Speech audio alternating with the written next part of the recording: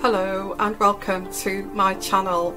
My name is Yvonne, and I just want to explain what I'm doing here. I am creating this series about narcissism because I feel it's very important when it comes when it comes to family life, when it comes within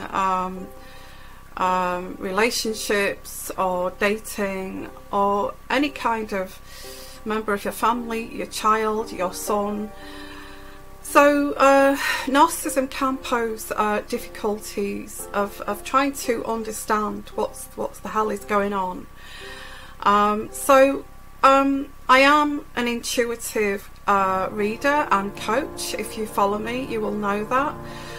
In this series, I'm going to explain all about narcissism and its forms. Why? Because I want to help victims, and I want to help people who are going through this and need some guidance. So I hope you can learn about narcissism from my videos, and they help you along your journey. Okay. Hello and welcome to part 2. Okay, this is part 2 on narcissists and narcissistic abuse. Okay, and this is to help and guide mostly victims of narcissistic abuse, or you feel like you've experienced this in your life, or you are experiencing this in your life, and this is just to this is to educate you that this is not you, it's not your fault. Okay, so on this session, this part 2, I'm going to be looking at obviously narcissism, but I'm going to be looking at shy narcissists, and these are the people, you know, that kind of dupe us into relationships. There's the overt narcissist as well, which I will look at that on another occasion, another episode here of this series. But on this part 2, I'm going to look at shy narcissists, because I feel that shy narcissist is a covert narcissist, and these types tend to reel us in, and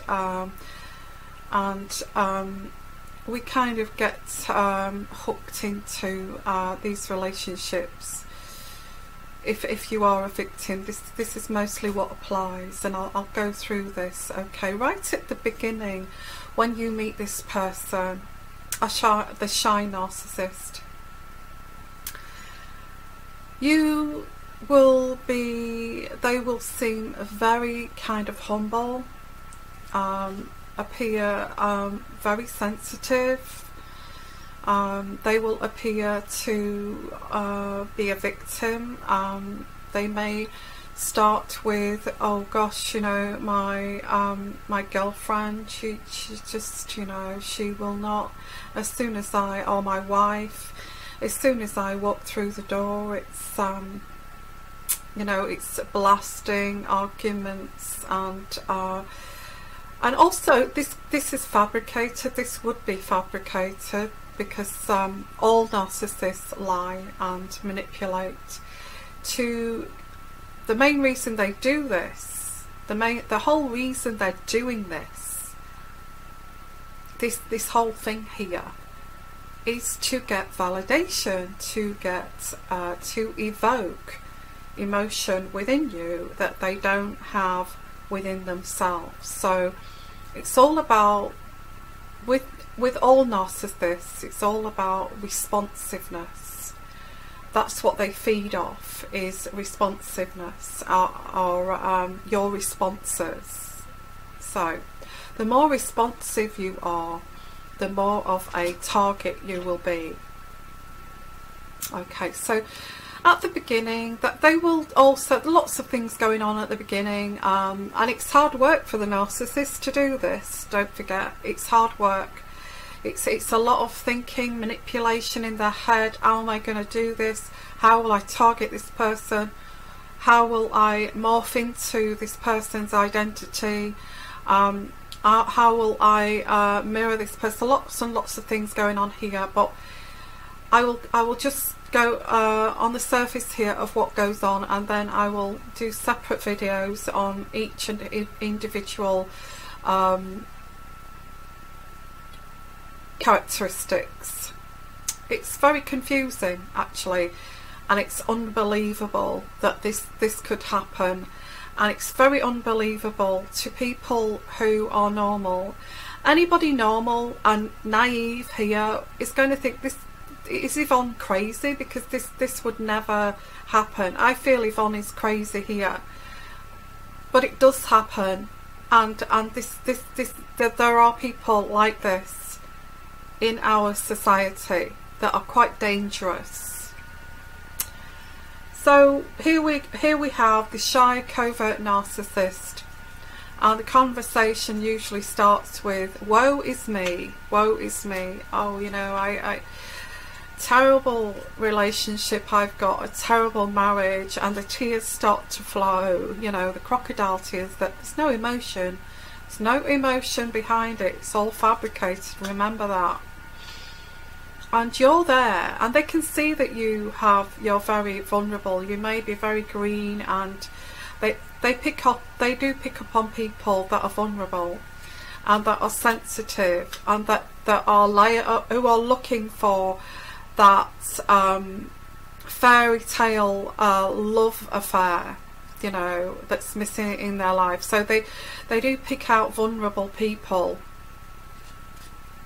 and they do take time to do that too. Shy narcissists take their time to scan who is looking. They will listen to conversations, they will listen to problems that people are talking about, and it's usually in the workplace, because that's where they come closer. And these people as well, they go towards jobs where they could find their victims. You know, I'm talking about, I can't stop saying, you know, and I that is one of my sayings I should stop saying. So if I keep saying that, it's just one of my quirks, okay? I know you don't know, but that's just what I say. It's a saying of mine. So let's go back. They go into jobs where they can find victims, and it's usually, if they feel that vulnerable people will be working, or caring people, compassionate people. That's where I found this, because I was a nurse. That kind of job where you're caring, empathic, compassionate, always attracts narcissists. Believe it or not, they do. You're a magnet to narcissists. So they look for vulnerable people who are empathic, who are compassionate, who they can suck out the energy of this emotion from a person. So which job, where can they find a job where they can meet vulnerable people? Being in a charity, working for, you know, working in a church, working in a hospital, working in, you know, for the homeless, working for any of these kind of places they will home into. And usually it's, I say usually it's women at work. If it's a guy, they target women. They don't target guys unless it's you know, it's a workplace where they've got to stab each other to climb up the ladder. Then it is other guys, okay, everybody out for their own. But we're not talking about overt narcissists. That's like an overt narcissist. This is a covert narcissist, and a covert narcissist crosses boundaries too. They cross boundaries. They could even go for maybe a sister-in-law or a sister. They cross boundaries. There could even be incest involved here. They can even, you know, there's no generational kind of boundary. There's no generational boundary. So they may be in their 50s or 60s and they're looking at females in their 20s. So there's no generational boundaries. There's like, that person is just an object. They are you know, they are not. They're just an object for me to target. So there's no generational. So if you hear of these guys that go for somebody less than half their age, I would say there's some narcissism there. Absolutely. They see them as an object to target, to abuse and to control. So, okay, at the beginning of these relationships, the shy narcissist appears to you to be very self-doubting, and they do this, it's fabricated, it's acting, okay, they're acting. They say, oh, I could never do that, I wish I could do that, I wish I could be that person, you know, I wish I could do that, but I know I can't do that. I did try to do that, but my ex-wife or my ex wouldn't let me. I had to stay at home. So, you know, there's all this kind of and then the target kind of feels sorry for them, thinking, oh my god, how horrible your ex is, how horrible your girlfriend is for not allowing, for preventing you from doing that. And they appear very sweet and nice and humble, and then the reason why they're doing this is because they've actually studied you for so long. They've studied you, your actions, your character, the way you express your emotions. So whatever you're complaining about, whatever you're talking about, they're listening. And then all of a sudden they will start to get to know you. They'll start to say, you know, I should get to know you, because, you know, many of your things I feel so, you know, I feel that they're happening to me too, and I kind of understand where you're coming from, and I'm so sorry that's happening to you. And then you get the arms around you, or you may get hands on your shoulders, and it's like, I'm so sorry that's happening. Is there anything that I could do to help you, to help you feel better? And what they're doing is mirroring you, what they feel that you want to hear from somebody else. You know, I'm not saying word for word they would say that, but it's like they would say it to, and then you would think, oh my god, this person is, you know, is such a nice guy, and this person is so much like me, knows exactly what I'm going through, knows exactly where I'm coming from. This person is like my soulmate. My god, this person is so you know, so understanding. Wow, I've never met anybody like this. And then they will pull away. You know, they can see that you're becoming sort of interested like this, because you're so eager to find love that you've not found, and this is what they look for, is responses. And they can see that you're responsive, like you're listening like that. You're so eager to find that love that's missing in your life, that this person will start to observe that, okay, she is responsive, so what am I going to do now? I'm going to back away. And they back away because they know they've got you hooked. And then they triangulate, because they've worked on you, they've mirrored you. So anybody else in the office, they're looking for some other source to do that too. And they'll find somebody and they'll start to talk to them, and the same will happen with them. So you will find that this next target will be like, you know, can't believe that they've met somebody so attentive, so understanding, so, you know, so desperate for love, you know, because their wife, their girlfriend is abusing them, as they're saying, is showing them no love, and you know, I don't know what I've done. So it's really another source of supplying. So this is what you'll notice at the beginning, and then this other source of supply will be, oh my god, I've not met anybody like this, oh my god. And this is how it goes on. If you're working in an office or anywhere where there's lots of people, where this person has targeted that area of expertise because they know they can find targets. Okay, so here we are. Now we're pretending this is you. Okay, so you can see that there's another female that's also interested in this man, and you're thinking, oh my god, I thought that, gosh, I've never met anybody like that. I've never met anybody that's so attentive, so loving, so you know, tuned in to how I feel, and I can't let that other female actually butt in here. But your head is telling you, I mean, the person may be married or got a girlfriend, but your head is telling you, I can't let that person go, because now this person has triangulated, not only with their wife or their girlfriend, but also some other people in the office. You know, maybe I could be the person for that person. You know, maybe it could be me that could be like that to that person. Maybe I could, you know, this could be a love of a lifetime, you know.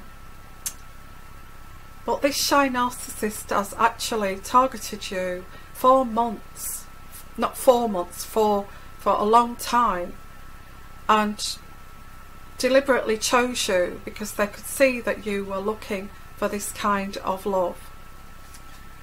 Okay, so here we are, this triangulated affair going on, and it's like, and you're going home to your husband, and your husband is very bland, or your partner is very bland, and they're just watching the TV, sports, like a normal guy would do, saying, I'm going down to the bar with my buddies for a beer, I'll be back later, and you'll be going, if only you could be like that person at work who is so attentive, that kind of gets me, that kind of knows me, that can, you know, that can tune into me. If only it was like that. And you're sat there dreaming about this guy at work, or wherever this person is. So this is where you're lured into having an extramarital affair, because the narcissist, this is the one thing that the covert narcissist really gets off on, and gets this biggest kind of buzz, and from this is, if you left your husband is normal. Okay, let's not forget this. Your husband is normal, with a normal mentality, with a normal job, with the normal way a normal guy would go along with his life. And this is what this person, this narcissist, is competing against, that they can actually take you away from that normal person into their world, and for them that's the biggest hit of this validation, that they are better than your husband or your boyfriend, and this is the biggest hit that they've got, that they can do that.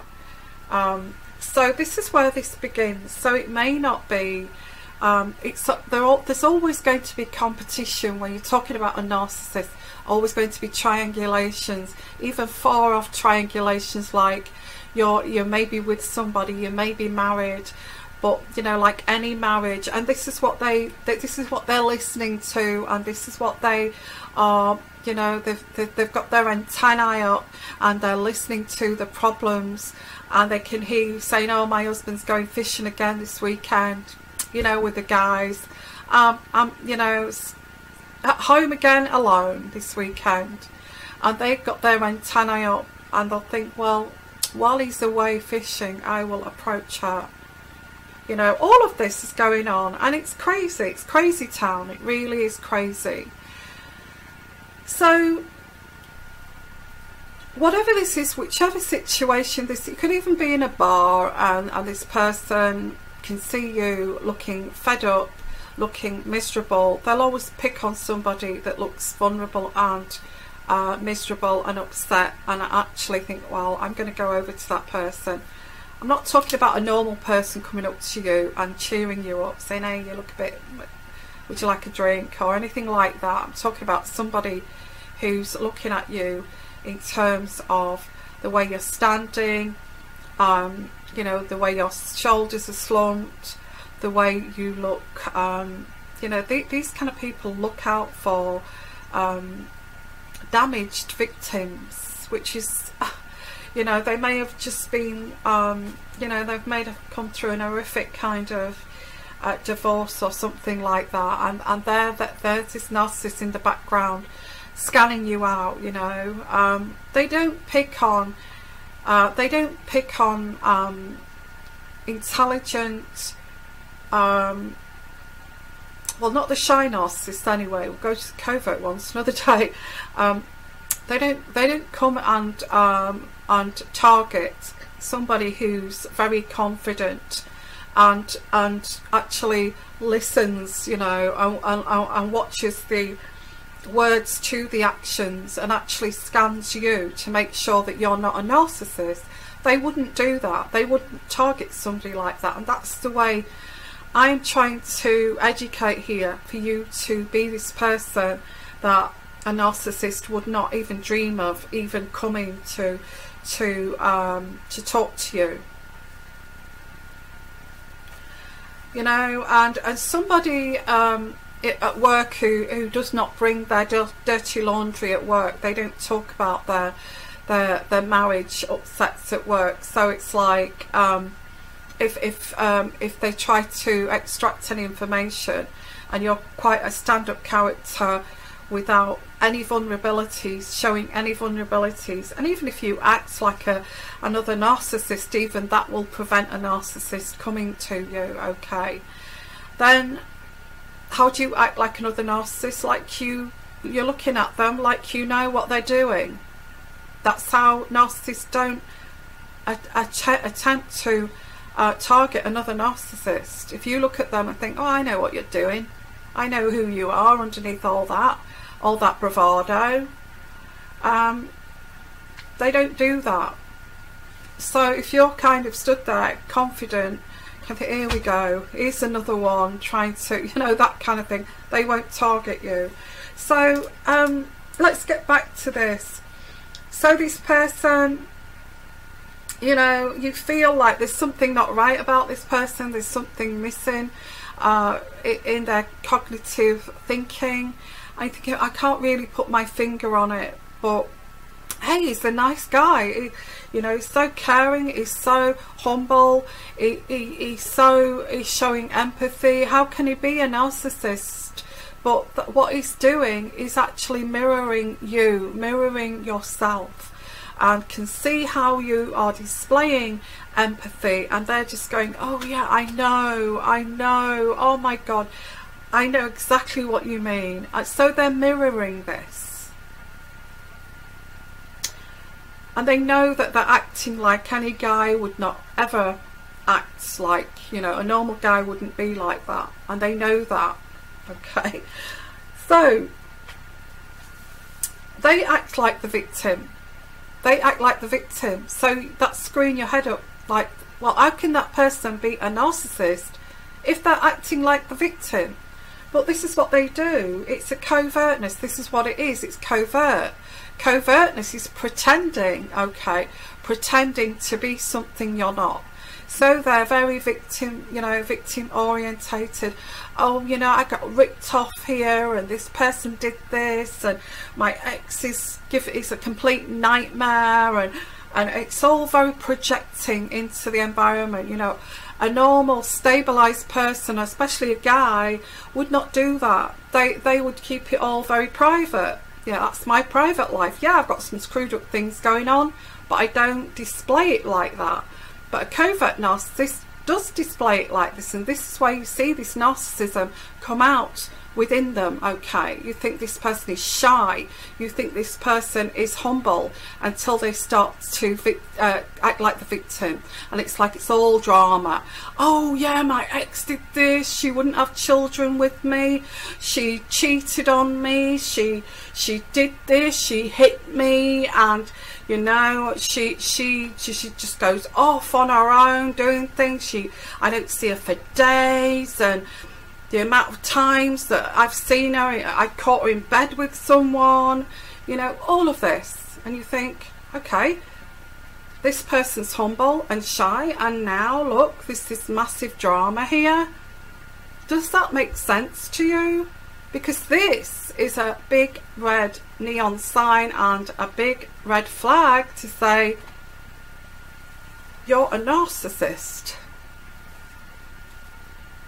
So, and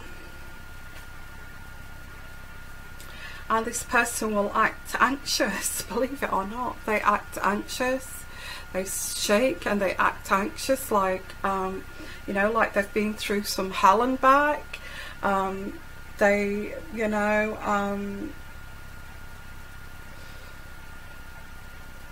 because they're trying to hide this heartless person underneath. Because what narcissists do, whether covert or not, is use people. They trample on people. They don't have empathy, they don't have compassion. They don't care about your husband at home. They're going to steal you from your husband at home. They don't care about whether you've just come out, your husband's just died in Iraq, and can see that you're very upset about this. They don't care about that. All they want to do is extract validation from you. And that means, what does that mean? They just want responses from you, emotional responses. And the more painful that response is, the better it is for them, because they feed off that. They feed off you. And they want you to feel that pain of what they felt as a child deep down, buried inside of them. They want you to feel that parent giving them the belt there for 15-20 minutes until, you know, until their bottom is bleeding or raw, and they're screaming but they won't stop. They want you to feel that pain. Okay, they want to extract, because they don't feel emotions, they want to steal that from you and put it within themselves, because it's all twisted. But once they get a response from you, it feeds their empty void.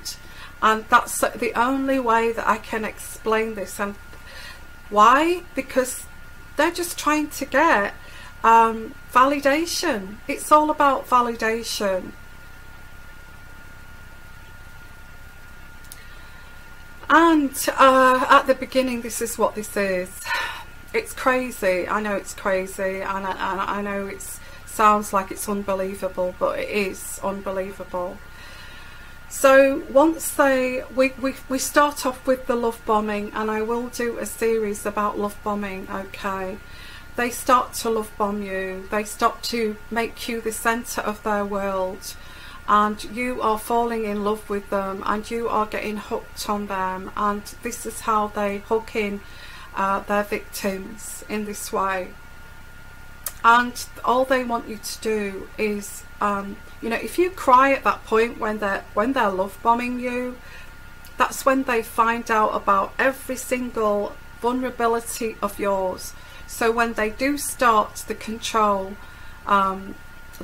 mission, they know which buttons to press to drive you crazy. So at the beginning stage, they're looking for those vulnerabilities. You can tell me anything. Tell me everything about yourself. You know, it's just me. It's just me. Tell me everything about yourself. It's only me, you know. I'm here to help you. And here you are telling this person your life story. That time that time you got raped, and that time that person left you with a baby and with no money, and you're scratching and saving. You know, that time when all of these times where it was very difficult in your life, you're finding that you're telling this person so freely, and you're thinking, wow, I've never met anybody who will sit and listen and understand about everything that I've been through. Wow, this is a revelation. It's a revelation. Okay, and this is how these people reel you in. And it goes deeper than this. Okay, it goes deeper and deeper and deeper and deeper. And why are they like this?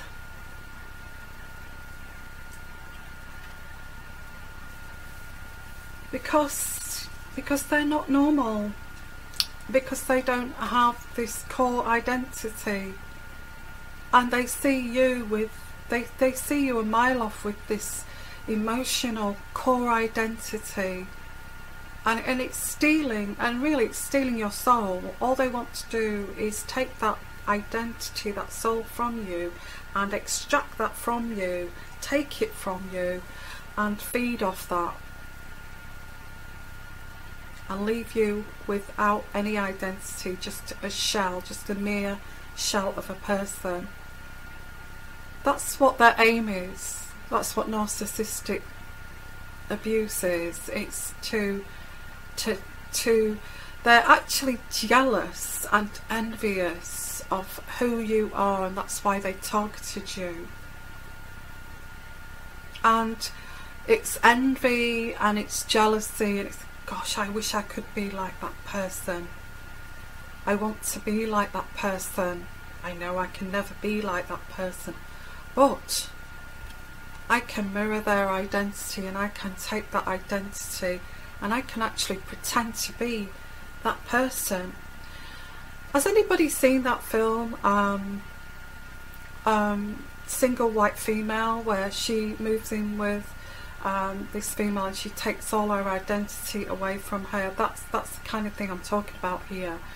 Is I can start to act like this person, and they take on their identity bit by bit, and they start acting like this person. They've taken on their identity because they've mirrored that person, and they've studied that person, they've mirrored that person, and then they start to they start to embody that person,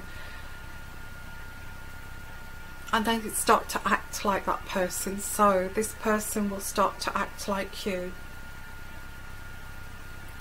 and it's like they've got your identity. They have sucked your identity from you and they put it within themselves. Okay, and that's what they do. Narcissists do that. Does that sound crazy? Because that's what they do. They look for reactions to. They hurt you, and we'll go into that on another video. But at the beginning, it's getting to know you, getting you hooked into this dysfunctional relationship with them, where you're love bombed at the beginning, and they start to emulate your identity, and they feel like they are you. They actually feel like they've taken over your identity, and they feel whole. It makes them feel whole. I've got an identity, I'm pretending to be that person, all your characteristics, because they envy you. They envy you that you've got an identity, and that, you know, you're very kind of, it's all bizarre, it's all abnormal, it's all twisted. But that's the only way I can explain somebody like a narcissist who is a hollow shell, who is an entity. They're not even human, and all they do is go around taking other people, you know, manipulating people, lying to people, reeling people in so they can extract that identity and put it into their own soul. It's crazy, I know it is, but that's what they do at the beginning, and then bit by bit after that, bit by bit, after they've stolen your soul and they've taken your identity, you're just an object and they just feed off you. So if you become in a relationship with that person, they will keep you in their house or wherever you are. Once they get you in their house, or if you're in a marriage, they will treat you like a pet, like an object, and you'll feel this because, you know, you will try to have sorry about my phone, you will try to have a two-way relationship, intellectual, emotional, intelligent relationship with this person, and you know, they're just blank. They don't have any emotions, and that's when you notice, okay, I can't.